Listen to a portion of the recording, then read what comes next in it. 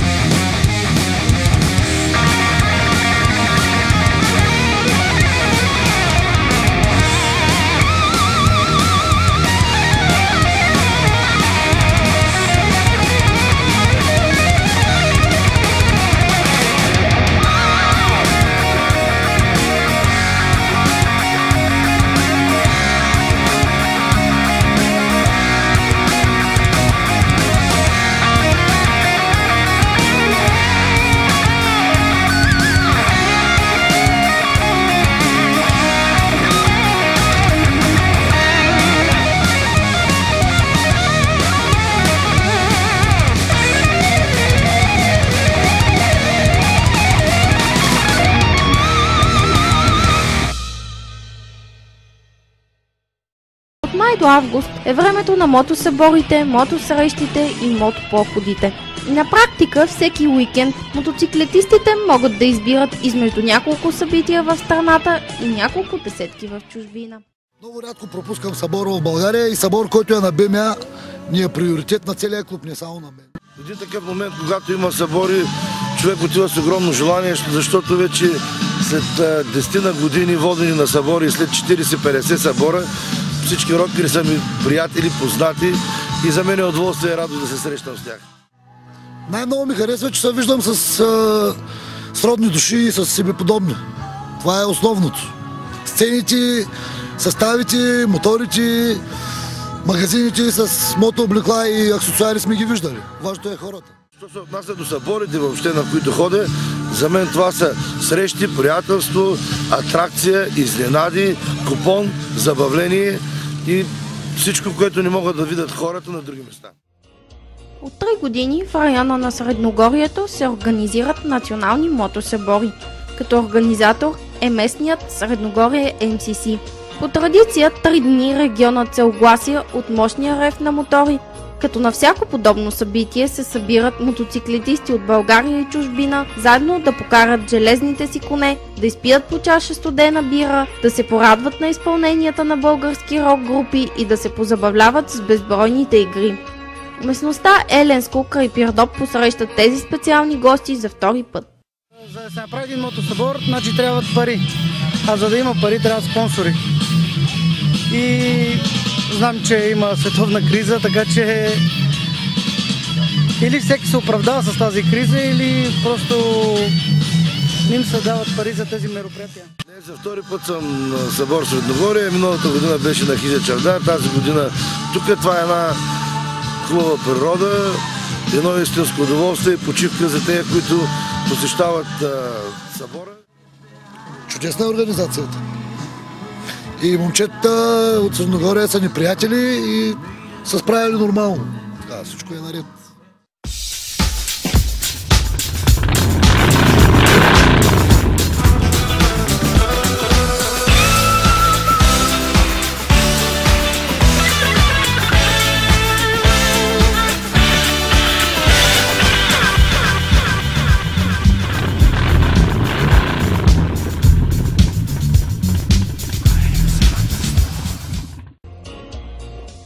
Колоритът на подобен вид мероприятия се дължи на богатото разнообразие от хора с различни професии, убеждения, интереси, които се отдават на пълноценна почивка в пряк досег с живота им – мотоциклета.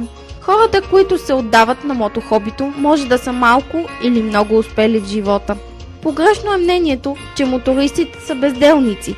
Не, те просто живеят за да карат своите мотори. Но замисляйки се реално, те са работили усилено, за да си позволят тези скъпи машини. Доказателство за това е, че сред тях има упражняващи престижни професии и изобщо хора, развили се в професионален план доста добре. Затова е недопустимо да поставяме всички под общ знаменател и да им слагаме етикет на престъпници. По професия се занимавам с компютри, с хардуер предимно. Имам такава фирма, сервис на компютри, така. Общо взето с компютри се занимавам. По професия съм актьор и режисьор. Много си добричка даже. Сте лошо момиче. Това сте по професия. Продавам в оръжеен магазин. И там е добро момиче. Не злоупотребява. Не може да се отрече факта, че както в другите държави, така и у нас, някои от мотоциклетистите потъпкват закона, но те са единици в сравнение с тези, които карат мотор просто за удоволствие. В американските екшъни мотористите се илюстрират като пияници, побойници, а в телевизионните реклами крадци на чанти от безпомощни старийци. В българската действителност обаче волните ездачи събират пари за благотворителност, забавляват деца лишени от родителска грижа и им организират празнични игри. Има домове за сираци там в района, защото той е старозагорски клуб с филиали в София, в Пловдив, в Пазарджик, имаме членове от цяла България. И всяка Коледа организираме посещения на тези домове, подаряваме им играчки, децата ги возят на моторите. Още на времето, 2001-2002 година сме правили разходка на деца от дом за сираци в Ямбол. Правили сме шоу в центъра на града, като сме събирали нещата, които сме събирали там, помощи, не само парични, но и предметни сме ги дарявали на дома за сираци. Това не е, и сега да има такава възможност, пак ще го направим. Това не е приоритет, да помагаме с нещо на хората. Ами, за 30 години актьор ми се е случвало да участвам в много такива благотворителни акции. Ние сами такива сме организирали. Радвам се, че на почти всеки рокерите събор, рокерите го правят същото. За тяхни близки, познати, приятели и хора, които имат нужда от помощ. Има случаи на по-безразсъдни водачи на мотоциклети, но трябва да се отбележи, че това важи в пълна сила и за водачите на друг вид превозни средства. И едно возило, попадайки в неподходящи ръце, може да се превърне в машина за убиване. Напоследък в медиите се говори за кампанията "Пази моториста", която приканва всички шофьори да се огледат още веднъж преди да предприемат дадена маневра и да бъдат по-толерантни към водачите на двуколесни возила. Нашия принцип е, че на пътя има място за всички и всеки трябва да показва уважение към колегата си на пътя. За съжаление, с увеличаване на трафика, което е повсеместно явление в цялата страна последните години, зачестяват и злополуките и по наше наблюдение водачите на леки автомобили нямат опит да се съобразяват с такива возила като мотоциклетите. Мотоциклета по принцип винаги кара с запалени фарове, за да се вижда отдалеч, но подценяването на такова возило на пътя и невнимаването от страна на водача на автомобила понякога води до много тежки инциденти. Докато един инцидент между два автомобила може да завърши с пукнат мигач или ожулена броня, всяко едно докосване на мотоциклетиста е свързано с много тежка катастрофа. Аз ги разделям на три преслойки. Едни, които пазят мотористите, едни, които са безразлични към мотористите и едни, които са против мотористите. Така както ги разделям на три преслойки, свързано с рокерското движение, те така са разделени и към всички хора в България. Нужно е да се обединим. Да се обединим всички, не заради рокерите, но за мен рокерството, казвал съм го хиляди пъти, е религия. И ако всички хора в България вярват в нещата, които правят, всеки един в своята професия, както рокерите вярват в своята религия, мисля, че България ще върви напред. Дори в София, където е особено трудно да се спазват, каквито и да е правила, се спазват. Не съм имала проблеми до сега, но не са особено коректни, особено в града. Ако има възможност да ти направи място или да те предпази, не го прави. Просто ти трябва да се пазиш там. Това е. Обикновено тези, които пазят и правят място, всъщност са временно в колите си, Да, че са също мотористи. И имат лепенка отзад на колата, пази моториста. Истинските мотористи не си падат по глупави изпълнения. Мотоциклетът ги е научил на доста мъдрост, колкото и невероятно да звучи на незапознатите това. Лошото отношение към безразсъдните водачи се прехвърля без основание върху всички останали.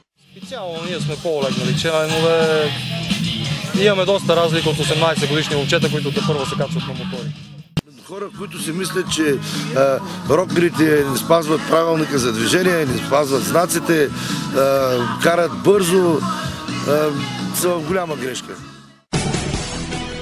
Дори и за някой да звучи невероятно, но в мотообщността властват толерантността, взаимното уважение и колективния дух. Мотоциклетистите са хора, обичащи тръпката и силните емоции повече от останалите. Хубаво би било всички участници в движението да бъдат либерални и да се отнасят с разбиране един към друг.